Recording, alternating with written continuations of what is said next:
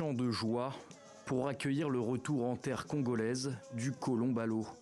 Sculpté en 1931, l'effigie en bois concentrait le ressentiment du peuple pendé à l'égard de Maximilien Balo, un administrateur colonial belge décapité lors d'une révolte contre les autorités coloniales. C'est symbolique. Ça veut dire qu'il y avait quelque chose qui a été de chez nous, qui avait toutes les qualités, mais qui était parti. Mais actuellement, c'est revenu. Plus de 50 ans après avoir quitté ces terres, la sculpture est prêtée pour 6 mois par le musée des Beaux-Arts de Virginie.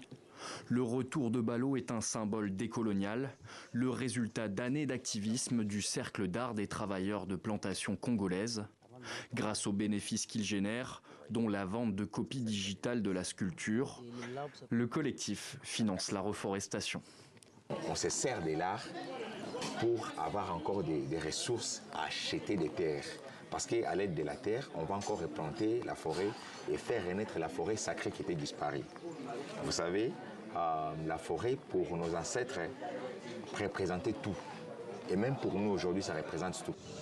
À Lusanga, enclavé dans les anciennes plantations de palmiers de la multinationale Unilever, le collectif a déjà reboisé 230 hectares et vise maintenant les 2500 hectares.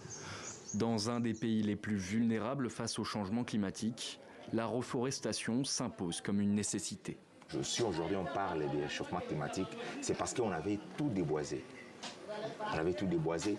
Vous savez, partout ici que vous voyez, c'était des grandes forêts. Et quand les Blancs sont venus, ils ont coupé tous les bois pour aller s'en servir.